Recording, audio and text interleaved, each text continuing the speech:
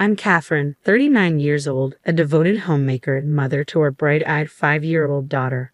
My husband Bob is my steadfast companion in this journey of family life. Despite the bustling household, there's a quiet pang of estrangement from my own siblings. I find myself nestled between an older brother and a younger one, but the bonds between us have grown faint over the years. As a child, the rift was palpable. My brothers, inseparable in their adventures, left me behind because of my gender. Even now, they share a camaraderie that seems impervious to time. Despite the disparity in age, they remain close, even choosing to live together in adulthood. Since my marriage a decade ago, the distance from my family has widened, leaving me to wonder about my brothers' lives from afar. Loneliness, a familiar companion, prompted a decision to limit my own family size to 2 children, a resolution born from the ache of childhood exclusion. Yet fate had its own plans. Despite my advancing age, the arrival of our daughter brought a warmth and joy that filled the void.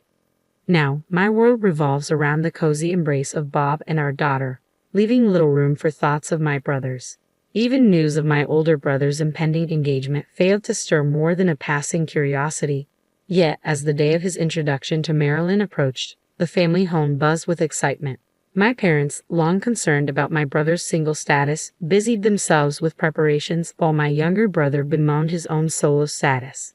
Then, as my brother entered with Marilyn by his side, the air was electric with celebration, casting aside any lingering shadows of estrangement. I observed the scene with a detached air, as if it were unfolding in a distant land with no connection to my reality. "All the best to you, Mike and Marilyn," I managed to muster, though my words felt hollow even to my own ears. As I mechanically prepared the coffee, Marilyn ventured into the kitchen, offering her assistance. I declined politely, insisting she enjoy the gathering as our guest. Yet Marilyn's demeanor hinted at something more sinister, smirk playing at the corners of her lips as she remarked on the passage of time. "Time is cruel, isn't it? You who were once so small, now the lady of the house," she taunted, leaving me at a loss for words. I could only nod in response, masking my discomfort. Returning to the living room, Marilyn left me to contemplate her cryptic words. Despite her apparent dislike, I resolved not to let her affect me.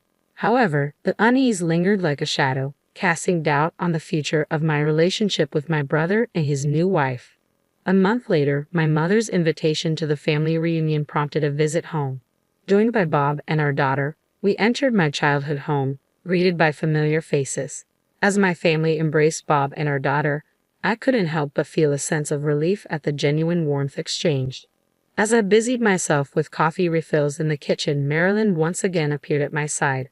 Her presence sent a shiver down my spine, but I maintained my composure. "Catherine," she began, her tone laden with unspoken implications, "I don't want to see your face at our family gatherings. As a wife, you should be attending your husband's family events." Marilyn spat out, her words dripping with disdain. I felt a surge of indignation, but I held my ground. "Don't worry, I hardly have anything to do with this house. Even today, I was only called over by my mother." "Then please, don't come over, even if my mother-in-law calls you," she retorted sharply. I couldn't fathom why Marilyn harbored such animosity towards me, but I couldn't summon the energy to care about the woman who was soon to be my brother's wife. They say the opposite of love is indifference, and that was exactly how I felt, indifferent. Throughout my life, I had been treated like an unwanted presence by my own brothers, leaving my heart weary. Meeting Bob, starting a family, brought a glimmer of happiness, but Marilyn seemed oblivious to my detached feelings. "If you hate me, please, don't talk to me," I countered, meeting Marilyn's glare before she stormed back to the living room. Since my brother's marriage, my mother had been urging me to attend family gatherings more frequently in an attempt to mend fences. But after the incident with Marilyn, I made a conscious decision to stay away. As long as she didn't make my brother unhappy, her treatment of me seemed inconsequential. My brother's late-in-life marriage had been a cause for celebration, and I didn't want to dampen his joy. We didn't interact often, and I convinced myself that enduring occasional meetings was tolerable. I confided in Bob about my decision. "Do you really want to become family with someone who hurts you?" he questioned, his support unwavering. "It's okay. I wasn't close with my brother, but I still want him to be happy as a sibling. If it ends up with just me bearing it, then it's okay." Bob's words brought a sense of validation, yet I couldn't shake the bitterness. However, my reverie was interrupted by a call from an unfamiliar number. It was Marilyn. "Oh, Catherine, how have you been?" she greeted, her tone falsely cheerful. "When I said I wanted to be friends with you, he immediately gave me your number." Marilyn's voice cut through the silence, catching me off guard. I tried to maintain composure, masking the unease bubbling within me. "Is that so?" I replied, feigning indifference. "Do you keep in touch with Mike?" she inquired, her tone laced with accusation. I hesitated, my nerves fraying at her probing questions. No, I'm not," I stammered. "Are you lying?" she pressed, her voice sharp with irritation. "Even if I badmouth you, no one believes me. How annoying are you?" Confusion clouded my thoughts as I struggled to comprehend her hostility. Did I do something to you, Marilyn? It's the worst to not realize it. Anyway, you're married, so stay out of this. And don't say I said this. If you do, I'll send some scary people I know to your house," she threatened, her words sending a chill down my spine. I ended the call abruptly, my hands trembling with fear. Unsure of my next move, I debated whether to intervene in my brother's impending marriage or seek guidance from my parents. As I grappled with my options, a comforting hand rested on my shoulder, jolting me from my thoughts. Startled, I turned to find Bob's concerned gaze fixed upon me. "You're as pale as a ghost," he remarked, his worry evident. His words brought a stark realization of the fear coursing through me, chilling me to the bone. I recounted the unsettling conversation to Bob, his anger mounting with each word. "What the hell is that for? Just block the number and let's report this to your parents or brother immediately. There's no way he can be happy marrying that person," Bob insisted, his protective instincts flaring. I hesitated, torn between intervening and maintaining distance. "But maybe she's a good person in front of my brother. I just need to stay out of it, I'm sure," I argued weakly. "Do you think that's the end of it? That woman threatened you, didn't she? She's not a decent person. If your brother knew what she did to you, I'm sure." Bob's words trailed off, leaving me seething with anger. "I understand, but why must I be the one to intervene? I've kept my distance from my brothers for so long. If our small family unit remains intact, isn't that enough? Is it not acceptable?"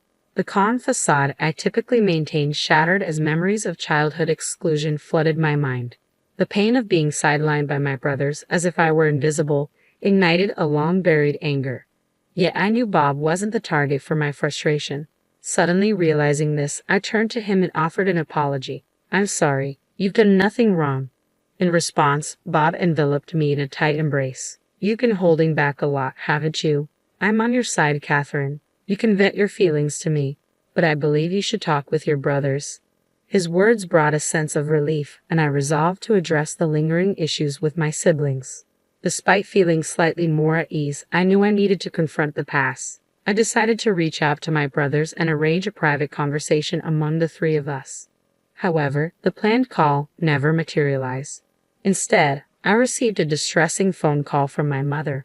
My brothers, while on a trip to Maryland, had been involved in a serious accident on their way back. I rushed to the hospital in a state of panic. Marilyn had sustained minor injuries, but my brothers were in critical condition. Upon my arrival, the surgery had concluded, and by some stroke of luck, my brother had managed to pull through. They were promptly transferred to the ICU, granting me only a brief visitation window. Given the strained situation with Marilyn, I kept my distance, mindful of the tension lingering in the air. My mother, however, expressed concern for Marilyn's well-being, suggesting it must be difficult for me to return home alone. "Marilyn, you don't need to worry about anything at home. Why don't you stay with us for a while?" she proposed, her worry evident. But Marilyn, wearing a pained expression, declined with a curt "No, thank you. I'll go home to my parents' house."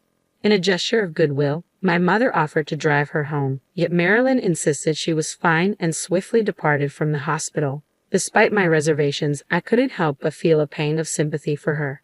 At least she was safe at her parents' home, away from the chaos of the hospital. In the following days, Marilyn never returned to the hospital, while my parents and I made frequent visits. Initially, my brothers were confined to their beds, writhing in pain, but gradually signs of improvement emerged. Meanwhile, my brother's impending marriage to Marilyn remained in limbo. With the wedding arrangements pending and Marilyn unreachable, my mother took it upon herself to liaise with the venue, explaining the circumstances. Unable to broach the topic of reconciliation with my brothers or delve into the contents of Marilyn's ominous phone call, I continued my visits to the hospital. Though they were immobile, their gentle smiles upon seeing me brought a sense of solace. About 2 months into their hospitalization, I approached their room alone, only to overhear my mother and brothers engaged in conversation. If something were to happen to me, I've made sure the insurance money would go to Catherine. If Catherine is happy, then I'm content, my older brother remarked, his words laced with sincerity. A pang of guilt washed over me as I listened, but their discussion shifted to Marilyn. Truly, I feel bad for Marilyn, but perhaps it was for the best that we didn't invite Catherine. Marilyn seems uncomfortable around her. If that weren't the case, we would have invited the whole family, my younger brother chimed in, his words echoing in the corridor. I was dumbfounded by what I was hearing. They were always inseparable, always making me feel like an outsider. That kid, when she was small, she used to imitate me and got injured. I'm a man after all, so I've done dangerous things, but I can't let Catherine get hurt again. Plus, our sister, she's so serious all the time. It's hard to depend on someone who tries so hard at this. I heard my brother's voice, tinged with concern. Mom chuckled in disbelief. You thought that much about Catherine? My heart swelled with unexpected emotion. Together, we pleaded with Bob to take care of Catherine. Ah, those were the days. I remembered the shock on Bob's face. It seems like he's taking good care of her, just like he promised, someone remarked amid the laughter and chatter. But I couldn't bring myself to join in. Tears streamed down my face, rendering me unable to lift my head. How could I have been so blind to the love surrounding me? At that moment, I made a decision. I retraced my steps and headed to Marilyn's parents' house. When I rang the doorbell and introduced myself, a disgruntled Marilyn appeared before me. Could you please go visit my brother in the hospital? I heard you haven't visited him even once since the accident, I pleaded, bowing my head deeply. But Marilyn flatly refused me. You think I'm going to marry a man in that state? I told you a lot of things, but it doesn't matter anymore. I plan to discuss breaking off our engagement once everything has settled down. I'm glad we didn't get married. My heart sank at her words. Marilyn, didn't you get engaged to my brother because you love him? Don't be silly. I work in insurance sales, and I approached him because I knew he had a high insurance policy. His salary seems high too, but it was a misunderstanding. That man, he put you as the insurance beneficiary. Usually you change the beneficiary to your spouse once you're engaged, Marilyn explained, her words landing like a heavy blow. After I convinced him of that, he said he'd change it to my name after we were officially married. I don't need a man with such injuries, Marilyn declared, her tone tinged with disdain. So, you were telling me to stay away from home so my brother and I wouldn't meet? I questioned, trying to make sense of her logic. Yes, if he cared that much for his sister, I thought it would be a nuisance. But I won't say those things anymore, so don't worry. The accident completely killed my love for him, and the fact that I got injured too is the worst. The accident is partly your brother's fault, so he should compensate me for the emotional damage. Marilyn explained, her words fueling a surge of anger within me. Despite my rising fury, I took a deep breath to calm myself down. If you consult a lawyer, you'll find that your demands won't go through, I reasoned. You don't know that, Marilyn retorted defiantly. I do, but more importantly, about my smartphone. I began, but Marilyn cut me off dismissively. I don't care about your smartphone, she interrupted. I see, it's about her to take notes. So my phone automatically records all phone calls like the threats you made. What would happen if I reported it to the police, I wonder? I challenged, a hint of satisfaction in my voice. At my words, Marilyn's demeanor shifted from defiance to anger. Yo, what the hell are you thinking? Recording is wiretapping. What kind of crime is that? You're recording people's conversations without permission. But it must be some crime, she exclaimed, her voice rising in agitation. Just then, Marilyn's mother arrived at the front door and joined the confrontation. How dare you record her conversation without permission? Hand over your phone now, she demanded, her tone fierce. As Marilyn glared at me with disgust, I maintained a calm smile. I'm glad, too, that you wish to break off the engagement. I wouldn't want a person with such a bad character around my brother, I replied evenly. I uttered those words and departed Marilyn's family home, feeling as though I were fleeing from the situation. Immediately after, I made my way to the hospital room where my elder brother and younger brother were recuperating. Both of you, what I'm about to tell you might shock you, but I want you to know, so I won't hide it anymore. I preface, bracing myself for their reactions. I played the recording of the phone call I received from Marilyn, allowing them to hear her true intentions. Both my elder and younger brothers were taken aback, their eyes widening in disbelief. Furthermore, I revealed that I had discreetly recorded our earlier conversation when I met them, ensuring they heard Marilyn's manipulative words firsthand. My elder brother's fury was palpable, and despite his healing leg, he attempted to rise from his bed in agitation. I barely managed to restrain him. "Stop it. I didn't let you hear this because I wanted you to get angry. I just want you to give up on marrying Marilyn," I implored. Then my younger brother spoke up. "I can't forgive her either. But sis, why did you go to such lengths for us?" I confessed that I had overheard their conversation with our mother earlier, apologizing for eavesdropping. To my surprise, they shook their heads in unison, expressing remorse for their distant behavior in the past. "That's what it was? We're sorry for being distant. We didn't know how to interact with you after that childhood incident. But the truth is, both of us always cared about you," my elder brother admitted, his words easing the tension in the room. Relieved by their heartfelt apology, I couldn't help but smile. "Thank you. I'm an adult now. I don't only need to be protected. I can protect you guys too." In the following days, my brothers made a full recovery and were discharged from the hospital. My elder brother announced the termination of his engagement with Marilyn, refusing her demands for compensation. He hired a lawyer, but naturally, no compensation was paid out. Meanwhile, my brothers shared Marilyn's misdeeds with their mutual friends, even providing recordings of her threats. Consequently, Marilyn found herself isolated and shunned by those around her.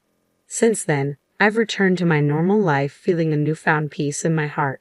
My bond with my brothers has strengthened, and we often spend time together, making up for lost time. 2 years later, both my brothers found their future spouses, and our relationships with their families remain amicable. As I reflect on the journey we've taken, I'm filled with hope for our continued good relationship as in-laws.